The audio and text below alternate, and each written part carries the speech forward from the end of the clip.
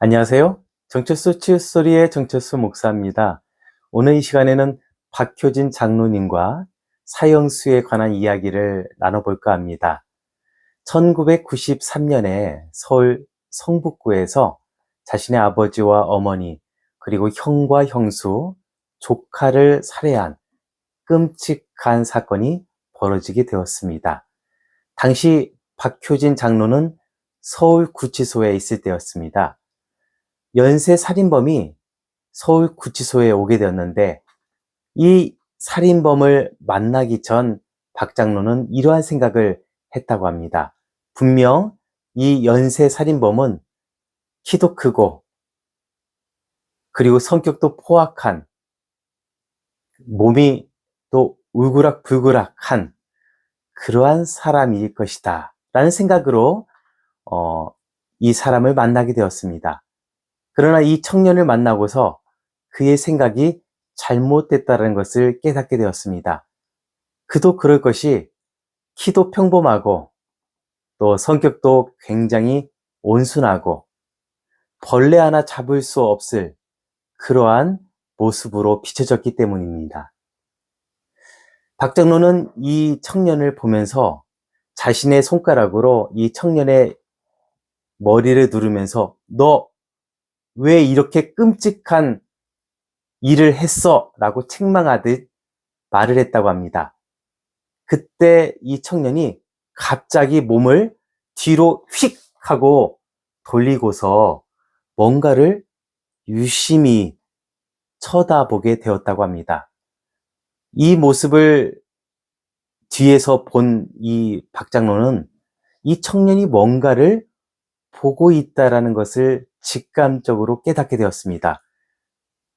너 지금 뭐 보고 있지? 뭐야 말해봐. 그러자 이 청년이 말합니다. 장로님, 보이세요? 장로님, 정말 보이세요? 저거 말이에요. 제가 저 존재에 대해서 검찰 앞에서 그리고 형사들 앞에서 아무리 말했지만 어느 누구도 제 이야기를 들어준 사람이 한 명도 없었습니다. 그러나 장로님은 저를 믿어주었고 제 이야기를 듣고 계시기 때문에 말씀드리겠습니다. 그래, 나는 교회 다니는 장로야.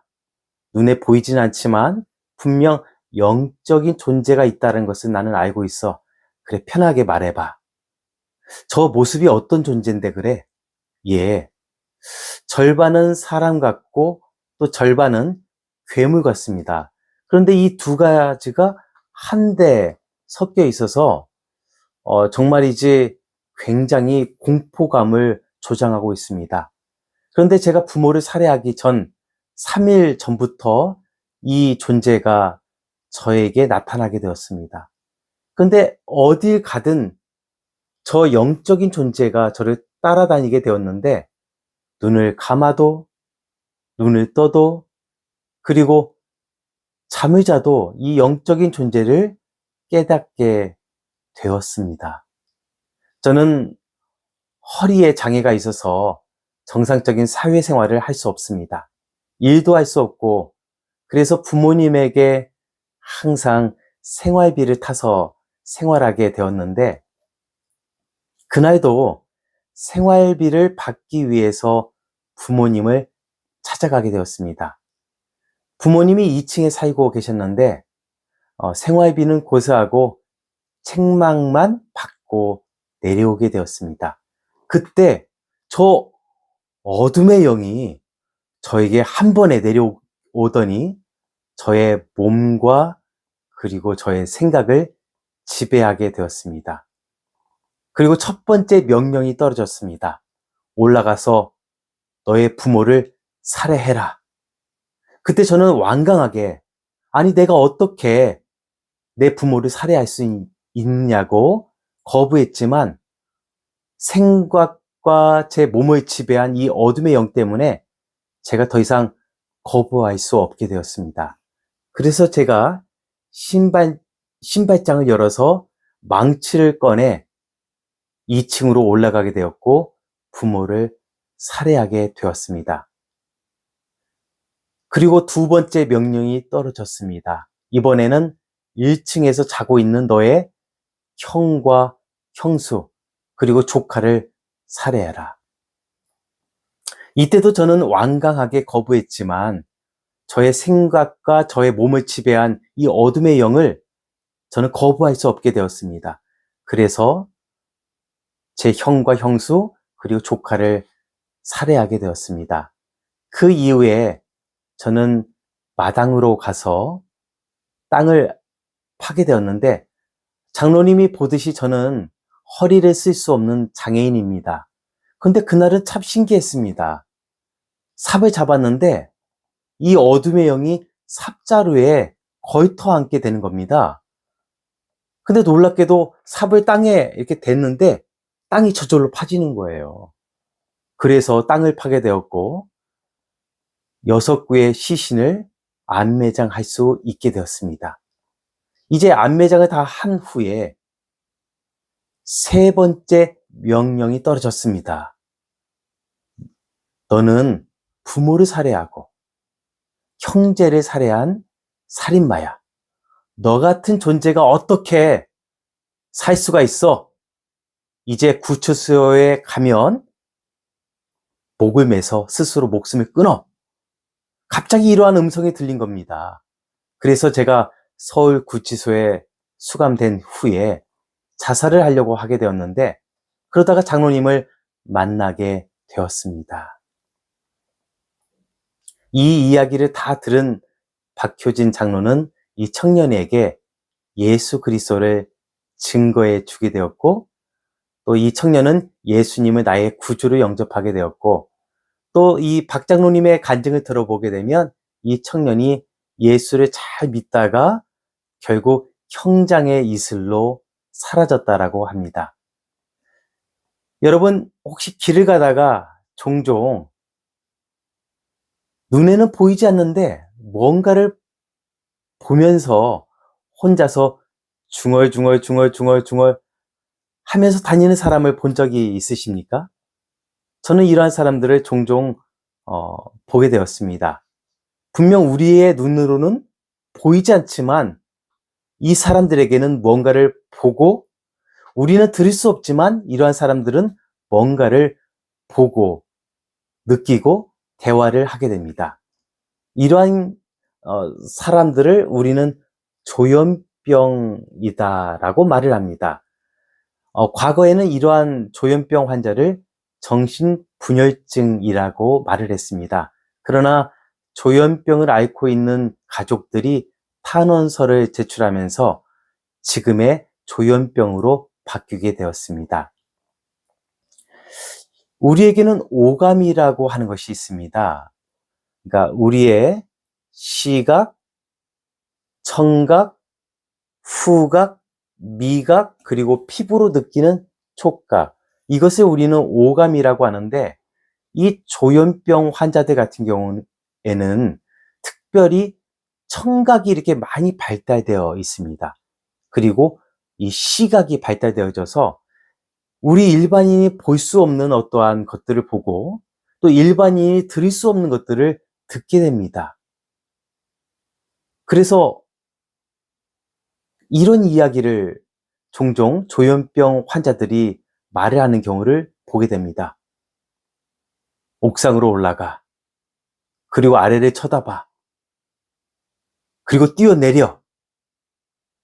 그러니까 일반 사람들이 들을 수 없는 이러한 이야기를 듣고 자살을 하거나 또 때로는 사람을 살해하거나 이런 경우들이 종종 발생하게 됩니다.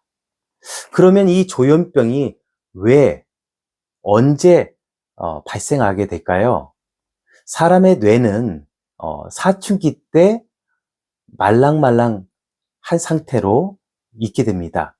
다시 말해 미완성의 상태로 이 뇌가 사춘기 때 있게 되는데, 그때 어떠한 트라우마나 심각한 스트레스를 받게 되면 뇌에 커다란 상처를 받게 되고 조현병을 앓게 됩니다.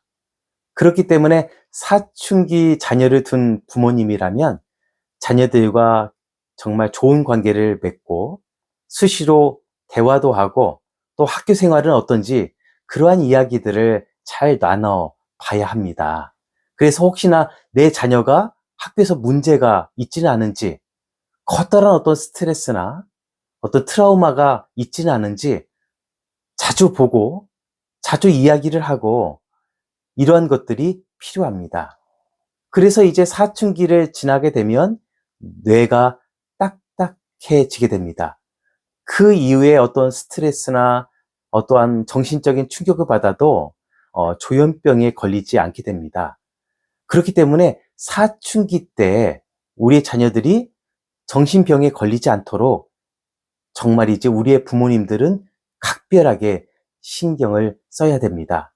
그러나 일단 이 조현병이 시작되었다면 저는 반드시 신경정신과에 찾아가라라고 저는 충고를 합니다. 그리고 상담을 받고 그곳에서 처방한 약을 반드시 복용하라고 저는 말씀을 드리고 싶습니다. 최근에 제 유튜브를 보고 이곳 저곳에서 연락들을 많이 주십니다. 그런데 놀랍게도 이러한 조현병을 앓고 있는 그러한 분들이나 또 조현병을 앓고 있는 그 부모님들이 저에게 연락을 많이 주십니다. 그런 경우 저는 빨리 신경정신과에 자녀를 데리고 가서 상담을 받고 또 거기에 따른 약물을 복용하라고 말을 이렇게 해 줄 때가 있습니다. 그리고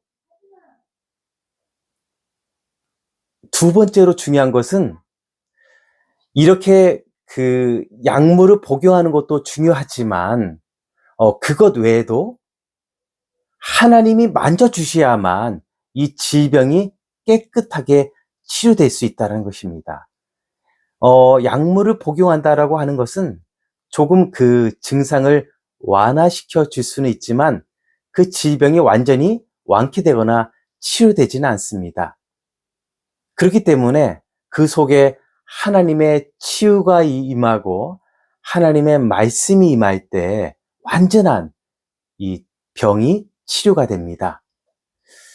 매월 첫째 주 수요일 오후 7시 30분에 광주에 있는 광주 호산나 교회에서 정철수 치유스토리 말씀 성회가 있습니다. 저는 이러한 정신질환이나 그리고 육체 질병, 또 마음의 질병, 또 상처, 화병 이러한 분들을 전문적으로 상담하고 치유하는 일들을 하고 있습니다. 많은 분들이 저에게 연락을 해서 어떻게 하면은 이 성회에 참여할 수 있는지를 묻곤 합니다. 그래서 제가 그 유튜브에 보면 더보기란을 한번 체크해 보면 제가 제 전화번호도 적어 두었고 또 이 어디에서 이 정철수 치유 스토리 말씀 성회를 하는지에 대해서 자세하게 설명해 주고 있습니다. 오늘 이 영상을 보고 계신 분 중에 정신의 어떠한 질병, 마음의 어떤 상처, 트라우마, 육체 질병을 앓고 있는 분이 있다면 정철수 치유스토리 말씀 성회에 참석하기를 권해드립니다. 저는 13년 동안 병원 원목 생활을 했습니다. 그리고 많은 사람들을 상담해 보았고 또 많은 사람들을 치료해 보았습니다. 이러한 오랜 기간 동안 이 임상을 통해서 오늘의 제가 있게 되었습니다. 그렇기 때문에 마음의 병, 또 정신의 병, 육체 질병을 앓고 있는 분들에게는 제가 또 도움이 되지 않을까 싶습니다. 오늘 이 영상이 여러분에게 도움이 되셨다면 구독, 좋아요 눌러주시면 감사하겠습니다. 지금까지 정철수 치유스토리의 정철수 목사였습니다. 오늘 하루도 행복하세요.